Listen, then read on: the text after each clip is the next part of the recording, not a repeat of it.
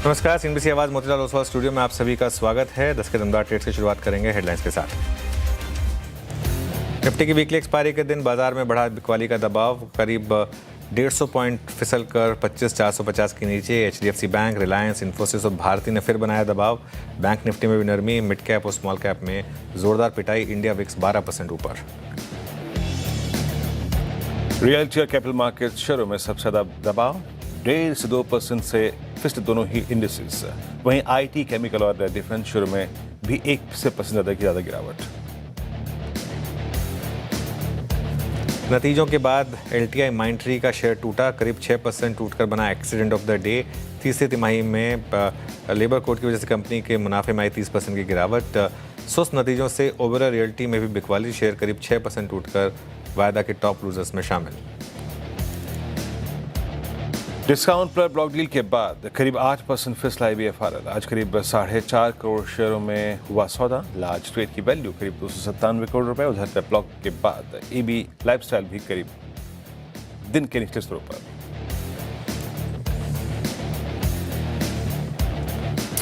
चलिए, 10 के दमदार ट्रेड्स में आपका स्वागत है। वीरोर में रहेंगे आपके साथ। हमारे साथ इस शो में खास चर्चा करने के लिए आज सबसे पहले जुड़ेंगे केडियानोमिक्स के फाउंडर सुशील केडिया। इसके बाद तिमाही नतीजों पर आज हम दो मैनेजमेंट से बात करेंगे। PNB के MD और CEO अशोक चंद्रा और येस बैंक के MD और CEO प्रशांत कुमार, इन दोनों से बातचीत करेंगे मार्केट पर। और एक नज़र ज़रा निफ्टी पर डालते हैं। थोड़ी सी रिकवरी आ रही है लोअर लेवल से। 25,464 पर इस समय निफ्टी है, लेकिन इस समय चल रही है सिर्फ एक ही स्पेस, वो है सिल्वर। जी हाँ, सिल्वर ने MCX सिल्वर पर वापस एक ऑल टाइम हाई हिट किया और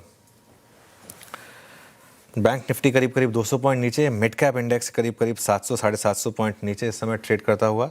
इसके अलावा अगर आप इंडिविजुअल थीम्स में आएंगे तो इंडिविजुअल थीम्स में इस समय काफ़ी selling pressure Bajaj finance, Eternal, tech Mahindra, Trent in stocks में है। अपसाइड में NTPC, हिंदुस्तान यूनिलीवर, SBI, ये कुछ स्टॉक्स हैं जहां पर आप इस समय तेज़ी देखेंगे। और इसके अलावा अगर आप देखेंगे FNO में तो LTI माइंट्री, ओबेरॉय रियल्टी, BHEL, ये कुछ स्टॉक्स हैं जहां पर गिरावट है। UPL अब 4% नीचे ट्रेड करता हुआ दिखाई देगा आपको। और ऑयल मार्केटिंग कंपनीज में बड़ी गिरावट आ रही है। HPCL, BPCL, इनमें एक इस समय गिरावट आती हुई आपको दिखाई देगी। वीरो, कुछ और स्पॉट किया आपने? उसके बाद फिर हम एक खास चर्चा शुरू करेंगे। जी अनुज, कुछ काउंटर्स जो टूट रहे हैं उसमें थोड़ा सा अगर आप देखें कैपिटल गुड्स आते हुए, और ABB 4761, सुबह BHL का जिक्र हुआ, BHL कोलैप्स हुआ। लुक एट BHL 4761 पे डे लो की डिजेक्ट्री पे, और ABB का ये जोन फरवरी 24 के बाद अब तक का सबसे लोवेस्ट क्लस्टर है। तो ये कुछ प्रेशर पॉइंट्स यहाँ पर कैपिटल गुड्स के। और बजाज फाइनेंस जो B2 फैक्टर था, बजाज फाइनेंस अब 200 EMA के नीचे ट्रेड करता हुआ 941 पे। मैं इस पर एक व्यू लूँगा कुछ देर में। और एक बार लेके आइएगा BSE 2671 पे, ये भी डे लो पे आके ट्रेड करता हुआ। तो यहाँ पे मल्टीपल अगर आप देखें सेक्टर से प्रेशर आता हुआ। यहाँ पे NBFCs हो गई, यहाँ पे कैपिटल गुड्स हो गया कोलैप्स होता हुआ। अभी तक एज ऑफ नाउ सिर्फ एक जो आपका PSU बैंक्स थे वो अच्छा कर रहे थे। अच्छा, एक बार गोल्ड सिल्वर लेके आइएगा फ्रेश स्क्रीन पर, और उसका एक आपको मैं इम्पैक्ट दिखाता हूँ। करीब करीब 316,202 आई मीन, और गोल्ड 147,422 स्ट्रॉन्ग हो यहाँ पे। खैर, मैं इस पर कुछ स्टॉक को एडिट कर रहा था, लेकिन उसको छोड़ते हैं, चलते हैं उसके पास। अनुज, ओवर टू यू। बिल्कुल, चलिए अब एक काम करते हैं। अब हमारे साथ प्री बजट स्ट्रैटेजी पर बात करने के लिए केडियानोमिक्स के फाउंडर सुशील केडिया जुड़े हैं। Sushil ji, good morning. ये प्री बजट मेल्टडाउन कैसे देख रहे हैं आप इसको? सबसे पहले तो कहाँ तक हम फिसल सकते हैं और अब आपकी स्ट्रैटेजी क्या रहेगी? 3 हिस्से हैं इसके। एक स्टैटिस्टिकल एनालिसिस है, pre budget post budget behaviour पिछले 45 साल का। दूसरा, चूंकि शॉर्ट टर्म कंटेक्स्ट में हमें ग्लोबल मार्केट्स को भी लेना है, यूएस के मार्केट्स की दोनों इंडिसेस नैस्डैक और S&P, कल रात को हमने अपने क्लाइंट्स को लिखा, इनको लेके अब और डरने की जरूरत नहीं है। कल लगता है इनमें एक ट्रेडिंग बॉटम हो चुका है, और 5 से 6% की बढ़त नैस्डैक में और तकरीबन 4% की S&P में अगले 15 दिन में लगती है। और तीसरा हिस्सा है जो बाजार का टेक्निकल टेक्सचर है, उस पर मैं अंत पे आऊंगा। स्टैटिस्टिकल एनालिसिस बजट्स की ऐसी है, तकरीबन पिछले 45 बजटों में सिर्फ 3 बार अगर बजट के पहले तेजी हो रही थी तो भी बजट के बाद तेजी हुई, वो एक्सेप्शनली स्ट्रॉन्ग बुल मार्केट्स थे। एक बार भी ऐसा नहीं हुआ कि बजट के पहले अगर करेक्शन सस्टेन्ड चल रहा है तो बजट के बाद भी करेक्शन हुआ हो, और दोनों डेटा पॉइंट्स को मिला लो तो 93% प्रोबेबिलिटी आप 45 ऑब्जर्वेशंस पे सिग्निफिकेंट इनफ है कि बजट बाजार का सेंटीमेंट चेंज कर देता है। दूसरे शब्दों में ये कहें कि स्टॉक मार्केट इनएफिशिएंट है प्रेडिक्ट करने में बजट क्या देगा, बजट हमेशा सरप्राइज दे देता है। तो अगर ये प्री बजट रैली इस साल नहीं हुई और ये करेक्शन के, अब अगर हम टेक्निकल पिक्चर को देखें कि हम करेक्शन के करीब करीब सिमट जाने के कगार पर हैं, 7 ट्रेडिंग सेशन बचे हैं बजट की अनाउंसमेंट के पहले, तो यहां पर अब जो टेक्निकली अपनी फंड मैनेजमेंट करने के लिए, रिस्क मैनेजमेंट करने के लिए जिसकी भी पोजीशन कट जाए, पर जैसे ही पहला ट्रेंड रिवर्सल आए तो अब यहाँ list of stocks two by और बड़ी हो गई है। सुशील जी, कोई बजट को लेकर स्ट्रैटेजी है क्या इस निफ्टी की वॉलेटिलिटी से निजात ये पाने के लिए? एक स्ट्रेटेजी है जो किसी भी बड़े इवेंट के लिए हम हमेशा यूज करते हैं, पर अपने निवेशकों को भी बहुत संभल के बताते ही नहीं है, क्योंकि ये बिल्कुल सधे हुए ऑप्शंस के बिल्कुल सधे हुए हाथों के लिए है। आम आदमी अचानक से आके रात रात ऑप्शन ट्रेडिंग करेगा तो फंस जाएगा, एग्जीक्यूट नहीं कर पाएगा। 4 ऑप्शंस की लेग्स को आप कंबाइन करके किसी भी इवेंट पे वेरी लार्ज वेगा पोजीशन बना सकते हो, एक्सट्रीमली लार्ज वॉलेटिलिटी पोजीशन बना सकते हो। इन द मनी स्ट्रैंगल बेच दो आप, उससे आपको जो प्रीमियम कलेक्ट होगा उससे आप 10 गुना 12 गुना संख्या में, क्या पता 15 गुना संख्या के भी मिल जाते हैं मौके पे मिस प्राइसिंग में, आउट ऑफ द मनी स्ट्रेडल्स खरीद लो। तो आपका क्या डेल्टा न्यूट्रल हो जाएगा, और टाइम वैल्यू का भी जो लॉस हो रहा है, सामने बाइंग सेलिंग की हुई है तो आपका थीटा लॉस भी इनटू द बजट डे नील रहेगा। तो आप एक्सट्रीमली लार्ज वॉलेटिलिटी पे लॉन्ग हो। 300 पॉइंट ऊपर नीचे की चाल के बीच में तो अगर बजट वाले दिन के बाद न पैसा बनेगा न खोएंगे, आप पोजीशन स्क्वायर ऑफ कर दो, तो 300 पॉइंट से ज्यादा की चाल आ गई तो बहुत जोर का पैसा मिल सकता है। तो वो स्ट्रैटेजी जो बिल्कुल ऑप्शंस के सधे हुए हाथ हैं वो करते हैं। आप क्वार्टरली रिजल्ट्स पे, एनुअल रिजल्ट्स पे भी कंपनियों के कर सकते हो। निफ्टी के केस में, बैंक निफ्टी के केस में बजट वाले दिन बहुत बड़ी चाल मिलती है तो वो स्ट्रैटेजी की जा सकती है। सधे हुए हाथों के लिए, लेकिन वो अब बात करते हैं कुछ चार्ट्स की। शुरुआत करते हैं जो आपकी सबसे बड़ी कोर कॉम्पिटेंस है, ग्लोबल मार्केट के चार्ट्स। और जो डोनाल्ड ट्रंप ने एक ग्लोबल मार्केट्स में एक नया तड़का जोड़ दिया है ट्रंप फैक्टर का, उससे भी काफ़ी चार्ट बिगड़े हैं। तो पहले तो यूएस के खुद के चार्ट क्या कह रहे हैं और उसके अलावा बाकी ग्लोबल चार्ट्स क्या कह रहे हैं? तो मैं उसको संक्षेप में कह दूं, एस&पी और नैस्डैक पे हमें लगता है कल रात को एक ट्रेडिंग बॉटम बन चुका है, और जो लगातार जिस कंसेंसस के खिलाफ हम अपनी टिप्पणी देते जा रहे हैं 6-7 सप्ताह से, कि सब जगह डिस्क्रिप्टिव फंडामेंटल जस्टिफिकेशन है कि यूएस की इंटरेस्ट रेट्स घटेगी, वो ब्रेकआउट अब आ गया finally across the entire yield curve. और अगर अब ब्लैक रॉक जैसे कैपिटल बेहेमॉथ्स अगर far end of yield curve को बेच के शॉर्ट टर्म में यील्ड कर्व में जा रहे हैं, तो 100% they are taking a bet, the big funds have now begun taking a bet visibly कि rates are going to go up. तो रेट्स का ऊपर जाना एक बार शॉर्ट टर्म में घबराहट पैदा करता है, पर अगर पूरा यील्ड कर्व ऊपर जाने वाला है तो ये जो टैरिफ लगते जा रहे हैं यूएस कंज्यूमर के ही सर पे लास्ट में फूटेंगे। तो इन्फ्लेशन अराइज करेगा अमेरिका में, इकोनॉमी ओवरहीट करेगी, ये व्यू हमने लिया हुआ है और उस पर कोई चेंज नहीं है। अब आ जाते हैं हम डॉलर इंडेक्स पे, जो क्षणिक एक करेक्शन कंप्लीट सा लगता है कल का। एक बार 103 तक डॉलर इंडेक्स भी बढ़े तो अब एक ऐसी भयावह परिस्थिति हो गई कि इंडिया चुप्पी साधे बैठा है, चाइना रूस अमेरिका के खिलाफ है, अब उसने पूरे नाटो को भी अपने खिलाफ कर लिया। तो देखो ट्रंप क्या है, सारे संसार को पागल करने का काम कर रहा है, मुझे नहीं लगता वो पागल आदमी है। ये सब साइबर रैटलिंग है, कहीं ना कहीं इसका सोल्यूशन निकलेगा। और जो अमेरिका के दिवाला पिटने की परिस्थिति बनी हुई है, भगवान से मनाइए वो दिवाला न पिटे, क्योंकि जब अगर नगर सेठ उलटता है तो पूरा शहर बर्बाद हो जाता है। तो अगर ये सबको मिलके अमेरिका की नादानी का खामियाजा उठाना है कि 40-50 साल उन्होंने ऐश करी घाटा दे के, और अब अगर उसकी रेक्टिफिकेशन हो रही है तो ये स्ट्रगल है। एक नया बुल मार्केट ओरिजिनेट होना चाहिए। देखिए, मार्केट 50 साल में, 200 साल में अलग अलग लेवल पे परमानेंट बॉटम बना देता है। हो सकता है ग्लोबल मार्केट 10-12% की आप जगह रखो, पर एक पूरा ग्लोबल रीसेट जो बन रहा है, तो इंडिविजुअल स्टॉक्स पे ही बड़ी बेट्स लेनी चाहिए। और यहाँ मैं साथ एक बात और जोड़ूंगा अनुज, खाली इंडिया में नहीं, पूरे वर्ल्ड वाइड हम ये पैटर्न देख रहे हैं। जब हम सारे मेजर इंडिसेस के कंपोनेंट स्टॉक्स को एनालाइज करें, हर जगह पे करेक्शंस 5-5, 10-10 स्टॉक्स को पकड़ के आ रहे हैं। 10 स्टॉक ऊपर चल रहे हैं, 10 स्टॉक करेक्शन आ रहे हैं। तो इंडिसेस में कहीं कोई बड़ी डैमेज नहीं हुई है, और इंटरनल हर चीज के प्राइसेस रीसेट हो रहे हैं। तो ये सारे माहौल के अंदर हमारा मन अभी भी 500 चार्ट्स को भारत में देखते हुए यही है कि ठीक है 26,500 से एक बार 25,500 हम आ गए और ये भी कोई आकस्मिक नहीं हुआ है। लगातार हमारे इंटरनल नोट्स हमारे क्लाइंट्स को 25,300 के लिए सावधान कर रहे थे कि पहले 25,700 वो टूटे तो 25,300 और अब मैं अगर बजट के स्टैटिस्टिक्स को जोड़ूं तो हम और भी तत्परता के साथ कमर कस के तैयार हैं कि जहां ये मार्केट घूमे तो फिर ये परिस्थिति बनने वाली है कि स्टॉक्स तो इतने सारे लेने पैसे उतने ही हैं जितने थे हमेशा। वेल रुपी 91 क्रॉस कर चुका है। जी हाँ, पहली बार इतिहास में हम डॉलर रुपी पर 91 पर डॉलर के पार। और एक बहुत बड़ा फैक्टर इसमें है लगातार जो एफआई की सेलिंग रही है। इसको बिग ब्रेकिंग में डाल दीजिए प्लीज़। 91 क्रॉस कर चुके हैं हम डॉलर रुपी पर। सुशील जी, एक व्यू इस पर हो जाए पहले डॉलर रुपी पर, क्योंकि एक बहुत बड़ा सरदर्द बनता जा रहा है अब ये, जिस तरीके की एफआई सेलिंग रही है, जिस तरीके से डॉलर रुपी बिहेव कर रहा है। अब 91 मैं आपके सामने इस चार्ट को खोल रहा हूं और अगर पीसीआर इस चार्ट को दिखाएं और अगर हम ये भूल जाएं कि डॉलर रुपी है, एक बार के लिए भूल जाओ इसकी टाइम एक्सिस क्या और ये स्टॉक और ये चार्ट किस चीज की है और अगर अचानक से आप ये चार्ट मेरे सामने रख दो कि इस पे क्या करना चाहिए बताए बिना किस चीज की चार्ट है, तो देखिए मोमेंटम इतना सीरियसली डाइवर्जेंट है नीचे के आरएसआई पैनल में। देखिए एक बार आप भूल जाओ कि आपका कोई इमोशनल स्टेक भी नहीं है, फाइनेंशियल एक्सपोजर भी नहीं है, बिल्कुल ताजा दिमाग से यहाँ काम करना है।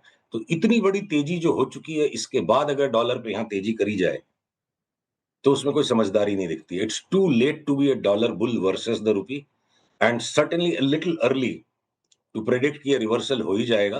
पर जिस दिन भी रिवर्सल होगा 3-4 दिन ये नीचा बंद आते के साथ हम डॉलर के ऊपर शॉर्ट ट्रेड करेंगे और वही निफ्टी की बहुत बड़ी तेजी का ट्रेड होगा। और आपने ठीक पकड़ा पॉइंट को कि जैसे डॉलर के सामने रूपी स्ट्रांग होना शुरू होता है, एफआई का सेंटीमेंट पलट जाता है और उस टाइम पे स्टॉक मार्केट में सुपर नॉर्मल रिटर्न्स आते हैं। तो मैं यहाँ पे डॉलर रूपी अब अगले 1-2 दिन में कोई ने और 1 रुपया इसको और दबा दिया, एक चलते मोमेंटम में कोई प्रेशर बना दिया, तो उससे लालायित और लालची होके यहाँ पे अब रूपी शॉर्ट करना समझदारी नहीं है, इंतजार करना चाहिए। और जैसे ये घूमे, एक बार हमारा व्यू है कि 82 एंड हाफ तक ये जा सकता है और अगर ये करीब 11% की अगर स्ट्रेंथनिंग आ गई रूपी में, तो स्टॉक मार्केट 20% या करीब-करीब निफ्टी बढ़ जाएगी।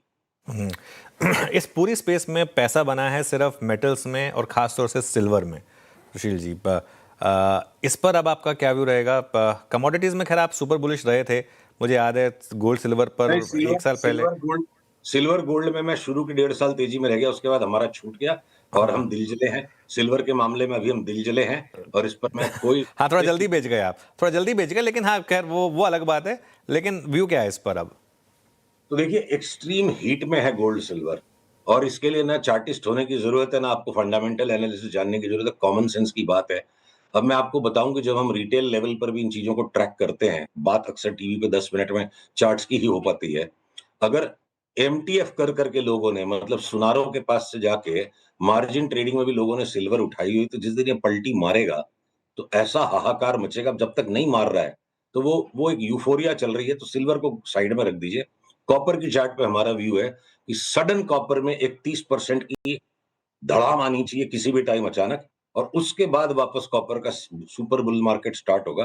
और 30% का जो कोलैप्स है कोई सस्टेन्ड नहीं होगा, महीने भर में अगर ये जोर से गिर जाए। स्टील के स्टॉक्स में हमने खाली एक सेल पे तेजी रखी थी और बाकी के साथ और सेल की तेजी को हम बरकरार रखेंगे, काटेंगे नहीं उस पोजीशन को। बाकी के सारे स्टील के स्टॉक्स शॉर्ट सेल मोड में हैं। ठीक है, ये कंसेंसस के खिलाफ बात है, पर कंसेंसस को ढूंढ कर उसके खिलाफ जाना हमारा काम नहीं है। हमारा काम सिर्फ आंख बंद करके चार्ट की गुलामी करना है। तो जो भी स्टील स्टॉक्स ने सिंपैथी में गेन कर लिया नॉन फेरस मेटल्स के, और नॉन फेरस मेटल्स में एक्सट्रीम स्पेक्युलेटिव बबल है, तो 30% का स्ट्रोक नीचे आते के साथ सारे कट जाएंगे। तो हम मेटल्स ही एकमात्र ऐसी स्पेस है मेटल के स्टॉक्स जिसको हम बहुत तबीयत से शॉर्ट करने के मूड में हैं और वो सिग्नल मिलते जाएंगे, एक एक स्टॉक शॉर्ट होता जाएगा। पैसा बन गया तो बनता ही रहेगा, ये तो किसी शास्त्र में लिखा नहीं है। सिग्नल मिलेगा तब मेटल्स के स्टॉक्स को शॉर्ट करेंगे। ओके, चलिए अब आते हैं कुछ स्टॉक स्पेसिफिक। इस समय आप यहाँ पर कहाँ पर बुलिश हैं, कौन कौन से स्टॉक्स पर? देखिए जैसे मैंने आपको कहा कि मार्केट का टेक्निकल टेक्सचर जो है इंडिया में खासकर और वर्ल्ड वाइड बहुत जरूरी है। एक तरफ अगर हमने ग्लोबल स्वीपिंग व्यू लिया 3 महीने पहले कि अगले 12 महीने में सारे न्यू एज के स्टॉक्स न्यू लो पे होंगे जिसमें एक अपवाद इटर्नल है, पर अब देखिए थोड़ा करेक्शन, अच्छा खासा करेक्शन देने के बाद अगर अब पॉलिसी बाजार में वापस 1000 रुपए के ऊपर की चाल बन गई, और वो हमने परसों अपने क्लाइंट्स को दिलवाया है, वो डिस्क्लोजर आपके साथ जरूरी है। तो स्टॉक स्पेसिफिक, अब अपोलो हॉस्पिटल लगता है किसी टाइम पे 6000 के भी नीचे जाएगा, पर वापस थोड़ा सा करेक्शन देके बाई आ गया।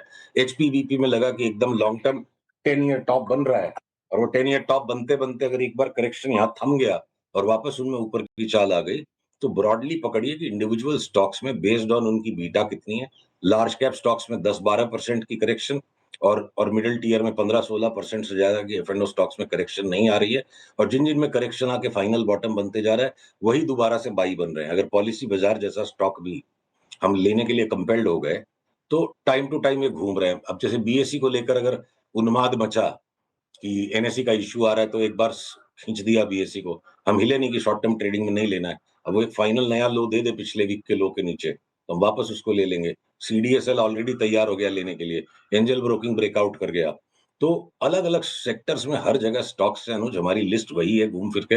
अब हर मंगलवार को मैं 150 स्टॉक्स की लिस्ट रिपीट करूंगा तो बोर्डम हो जाएगा। बल्कि मैं ये कहूं कि यहाँ इस घटे हुए बाजार में भी 4-5 एफ एंड ओ के ऐसे स्टॉक्स है जहां अपवाद हैं। जैसे मान लीजिए एलएनटी, हमने आपको बोला शॉर्ट करेंगे, और भ्रिकुटी तन गई सबकी, वो घट रहा है और बेचेंगे उसको।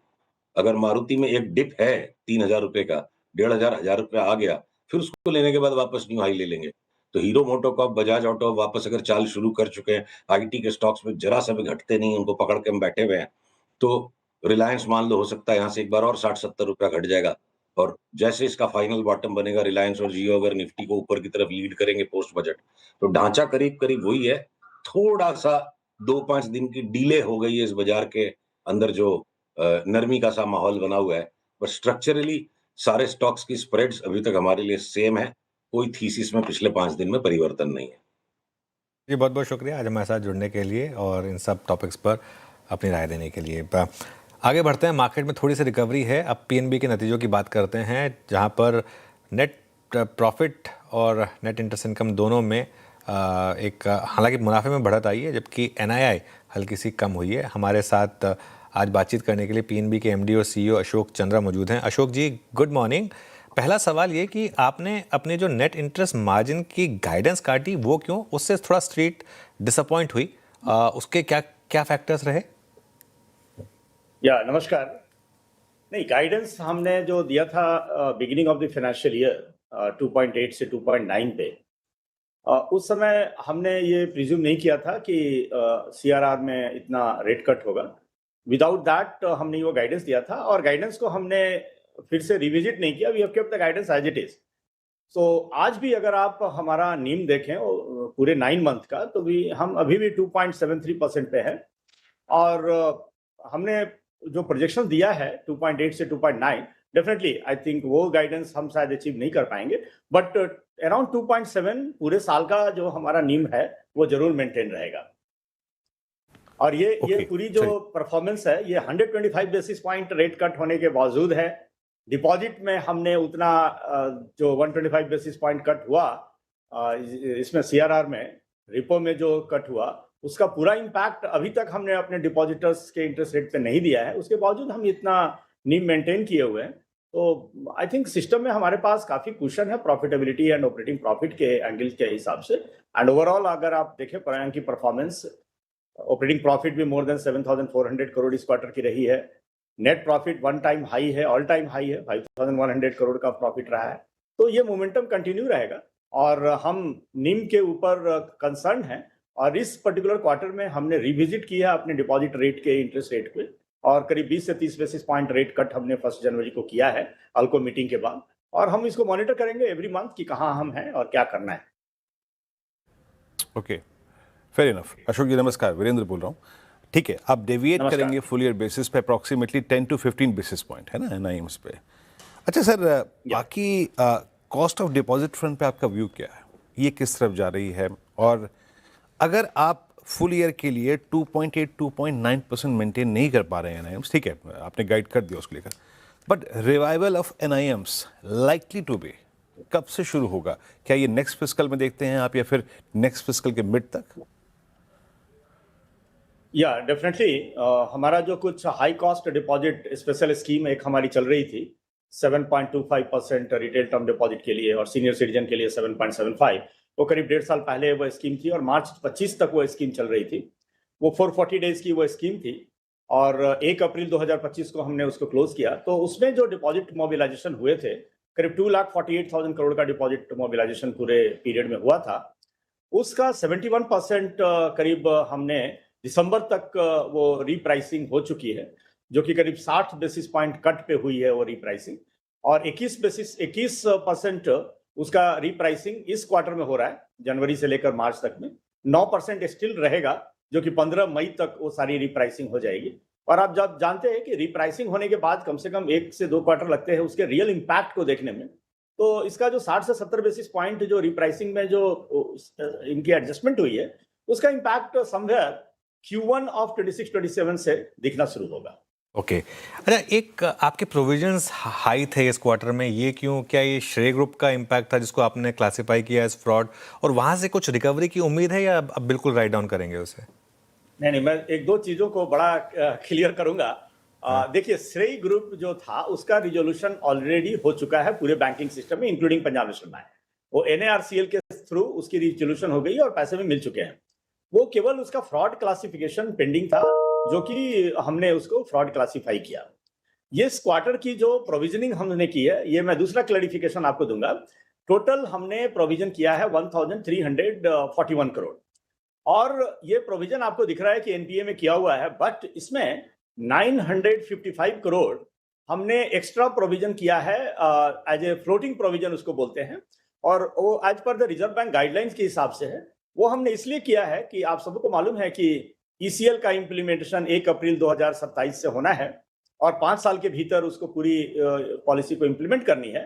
सिंस इस क्वार्टर में हमारे पास प्रॉफिटेबिलिटी थी, कुशन था, तो हमने 955 करोड़ का extra one time provision, floating provision करके रखा है।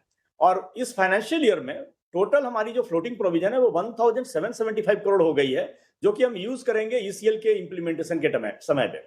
तो इससे क्या होगा कि आने वाले पीरियड में आई थिंक जब ईसीएल इंप्लीमेंट होगा तो बैंक एक बहुत ही स्ट्रांग पोजीशन पे रहेगा, और किसी तरीके के जो सरप्राइजेस जो देखने को मिलते हैं, नई चीजें जब इंप्लीमेंट होती हैं, वो हमारे बैंक में देखने को नहीं मिलेगी।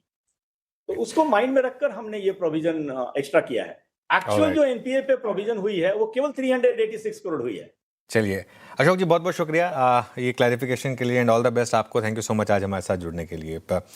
चलिए एक पीएसयू बैंक से अब बढ़ते हैं एक प्राइवेट बैंक की तरफ। वैसे वो अब एक तरीके से क्वासी प्राइवेट बैंक ही है, लेकिन येस बैंक का यहाँ पर एक सालाना आधार पर प्रॉफिट 55% बढ़ा है, जबकि ब्याज से कमाई 11% बढ़ी है। एनआईएम में भी हल्की बढ़ोतरी हुई है। बातचीत करने के लिए हमारे साथ येस बैंक के एमडी और सीईओ प्रशांत कुमार जुड़े हैं। Prashant ji, good morning. CNBC आवाज़ के साथ जुड़ने के लिए बहुत बहुत शुक्रिया।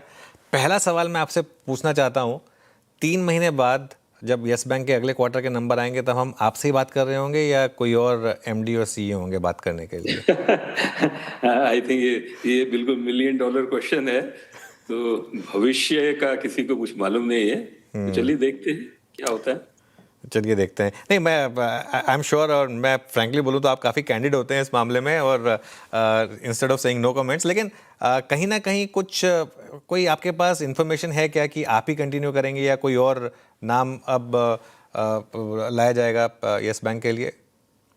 देखिए, ऐसा है कि कोई इसमें ऐसा नहीं है कि कोई इंफॉर्मेशन की बात है। I think with in board and me हम लोगों का बिल्कुल एक बहुत इन्फॉर्म्ड कॉल है। सिर्फ एक टाइमिंग की बात है, तो सही समय पर इसको हम लोग बताएंगे। अदरवाइज बोर्ड और मेरे बीच में ये कंप्लीट कंसेंसस, क्लैरिटी और एक क्लैरिटी है कि आगे बैंक को कैसे ले जाना। ओके, तो क्लैरिटी है कि ये आपका लास्ट क्वार्टर होगा, इसका मतलब ये मान सकते हैं? मैंने बिल्कुल ऐसा नहीं कहा।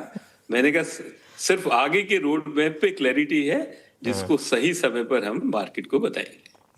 चलिए, खैर काफ़ी कुछ आपने हिंट दे दिया है। अच्छा, अब आपके नंबर्स पर आते हैं। आपकी लोन ग्रोथ रही करीब करीब 5% की इस क्वार्टर में, और आई थिंक शायद अगर मेरी मेमोरी सही है तो आपकी जो टारगेट थे वो करीब करीब 8% के थे, और एक बार तो आपने ये भी कहा था कि 10% भी अचीवेबल हैं। तो ऐसे में क्या आपने कुछ आउटलुक चेंज किया है, और FY27 के लिए क्या आउटलुक है? देखिए, पहले अगर हम इस क्वार्टर की बात करें तो इस क्वार्टर में हमारी क्वार्टर ऑन क्वार्टर कोई 2.9% की लोन ग्रोथ हुई है, उससे पिछले क्वार्टर में भी 3% थी। इस क्वार्टर में भी हम 3% से ऊपर करेंगे तो हमारा जो YoY लोन ग्रोथ है वो कोई 8% के आसपास रहेगा। और ये हमारी बड़ी एक स्ट्रेटेजी कॉल थी कि खाली टॉप लाइन के ऊपर फोकस नहीं करना, जो प्रॉफिटेबल टॉप लाइन है उस पर बात करनी है। तो हमने वही चेस किया है और ये हमारी स्ट्रेटेजी का पार्ट है। तो हम ऐसा कोई डिसअपॉइंटमेंट नहीं है हमें कि हमारी लोन ग्रोथ 10% नहीं हो पाई। जो हमारे स्ट्रेटेजिक ऑब्जेक्टिव थे प्रॉफिटेबिलिटी के, दैट वी आर अचीविंग। पर डेफिनेटली FY27 के अंदर हम जो लोन ग्रोथ करेंगे वो in line with the market loan growth, ये हमारी स्ट्रेटेजी है। ओके अच्छा प्रशांत जी, मैं आपके नंबर्स को देख रहा था, उसमें आपके NIMs sequentially 10 basis point improve हुए हैं। हालांकि इंडस्ट्री इस वक्त थोड़ा चैलेंज फेस कर रही है NIMs को मेंटेन करने के लिए। आप फुल ईयर की गाइडेंस क्या रखते हैं? और एक और बात, कंसिडरिंग कॉस्ट ऑफ डिपॉजिट्स, ये NIMs की ट्रेजेक्टरी या फिर रिवाइवल कब तक शुरू होगा? देखिए, जो कॉस्ट ऑफ डिपॉजिट है, खासकर अगर हम इस क्वार्टर की बात करें तो अभी जो रिसेंट दिसंबर के अंदर 25 बेसिस पॉइंट का कट था, वो ये 3 महीने के अंदर पूरे लोन्स पे इसका इम्पैक्ट आ जाएगा। और फोर्थ क्वार्टर में डिपॉजिट्स की जो पोजीशन है उसमें हम definitely we see a close fight between the banks to get most of the deposit. तो मुझे लगता नहीं कि कोई भी बैंक इस क्वार्टर में अपना डिपॉजिट जो रेट है वो कम कर पाएगा। तो हमारी जो स्ट्रेटेजी है वो इस क्वार्टर में जो हमने 2.6% का निम जो अचीव किया है, हम उसको प्रोटेक्ट करेंगे इस क्वार्टर में। पर अगले साल के अंदर जो हमारी ट्रेजेक्टरी है वो definitely on A improvement path आगे चलेगी। क्योंकि हमारी जो निम्स में अगर आपने 10 बेसिस पॉइंट का इम्प्रूवमेंट देखा है, उसके 2-3 रीजन है। एक रीजन ये है कि हमने डिपॉजिट पे, खासकर सेविंग बैंक पे अपने रेट ऑफ इंटरेस्ट कम किए, उसका हमें एडवांटेज मिला। दूसरा, हमने प्रॉफिटेबल लोन ग्रोथ की बात करी, हमने खाली टॉप लाइन की बात नहीं करी, उसका एडवांटेज है। और तीसरा, जो हमारे RIDF के बैलेंसेस हैं वो कम होते जा रहे हैं, क्योंकि हम पिछले 2 साल से PSL की पूरी रिक्वायरमेंट मीट कर रहे हैं। ये आने वाले समय में हमें RIDF का और एडवांटेज मिलेगा। हम अपनी डिपॉजिट पर प्राइसिंग कम करके हमारी जो कॉस्ट ऑफ डिपॉजिट है वो और कम होगी। तो बिल्कुल ये एक हमारी क्लैरिटी है कि गोइंग फॉरवर्ड अगले फाइनेंशियल ईयर में जो निम्स हैं वो इम्प्रूवमेंट के पाथ पर आगे बढ़ेंगे। ओके, तो अगले फिस्कल से NIMs के इम्प्रूवमेंट पॉसिबल है। सर, आपने फुल ईयर लोन ग्रोथ जो प्रोजेक्ट की है 8%, जी, Q4 में आप क्या ग्रोथ देख रहे हैं? So in order to achieve that 8%, और माइट बी Q4 थोड़ा सा सब्सटेंशियली अच्छा अगर जाए तो क्या ये इंच अप हो सकती है टुवर्ड्स 10%? या हमारा 8% का जो एक कैलकुलेशन है वो तब है कि अगर हम इस क्वार्टर में 3% की करेंगे। पर आपने बिल्कुल सही कहा है कि क्वार्टर 4 में बेटर लोन ग्रोथ होती है, और अगर हमें इस तरह की लोन ग्रोथ दिखाई दी जहाँ पे प्रॉफिट मार्जिन्स भी अच्छे हैं, तो हम बिल्कुल उसको चेस करेंगे और उसके बाद हो सकता है 8% से थोड़ा सा अप जाए। एक और इंटरेस्टिंग चीज़ थी जो सुमितोमो को या SMBC को जो इन प्रिंसिपल अप्रूवल मिला था होली ओन सब्सिडी सेटअप करने के लिए इंडिया में, काफ़ी लोग मान रहे हैं कि एक प्रीकर्सर हो सकता है उनका येस बैंक में स्टेक बढ़ाने के लिए। क्या ये मानना सही होगा? देखिए, मुश्किल है आज की डेट में ये कहना। SMBC इस मामले में बेहतर बता पाएगा। पर जो हमारी इंफॉर्मेशन है, क्योंकि आज वो अपनी ब्रांचेस के थ्रू ऑपरेट कर रहे हैं और WOS का जो इन प्रिंसिपल सैंक्शन उनको मिला है, तो ये जो ब्रांच के थ्रू ऑपरेट कर रहे हैं उसकी बजाय वो अब WOS के थ्रू ऑपरेट कर सकते हैं। और क्या जो इन्वेस्टी बैंक्स रहे हैं उनका एग्जिट का कुछ प्लान है? आपको अगर कुछ अंदाजा हो उसका तो? देखिए, इन्वेस्टी बैंक में तो सिर्फ स्टेट बैंक ऑफ इंडिया इस वक्त 10.8% है, और बाकी जितने बैंक हैं वो सब मिला के भी 3% से कम है। तो उनका तो कोई भी स्ट्रेटेजिक प्लान का ऐसी कोई बात नहीं है। और आई थिंक स्टेट बैंक के हमने कम्युनिकेशंस, पब्लिक के जो कम्युनिकेशन है वो देखे हैं कि वो कहते हैं कि उनको ना कोई कंपल्शन है और ना कोई उनको इस तरह की कोई जल्दी है, तो वो समय पर अपनी कॉल लेंगे। ये जो कि पब्लिक के अंदर हमने स्टेट बैंक ऑफ इंडिया का मैसेज देखा है। चलिए प्रशांत जी, बहुत बहुत शुक्रिया आज हमारे साथ जुड़ने के लिए। और अगर मतलब अगले बार जब नंबर आएंगे तो आपसे बात होगी या नहीं, ये इसका खैर अभी तक कंफर्मेशन नहीं है, लेकिन ऑब्वियसली एक येस बैंक को आपने एक टफ टाइम में संभाला और एक अब तक बहुत शानदार काम किया है, और आई होप कि अगले क्वार्टर भी आपसे बात हो रही हो। लेकिन आज हमारे साथ जुड़ने के लिए बहुत बहुत शुक्रिया, थैंक यू सो मच आज CNBC आवाज़ को अपना समय देने के लिए। धन्यवाद। चलिए, ये बात हो गई येस बैंक की, थोड़ा हम समय से ओवर हो गए। मार्केट में रिकवरी आई थोड़ी सी, वापस हम 25,500 की तरफ जाने की कोशिश कर रहे हैं। इस शो को समेटेंगे और इसके बाद श्रेया के साथ देखिए ट्रेडर्स हॉटलाइन।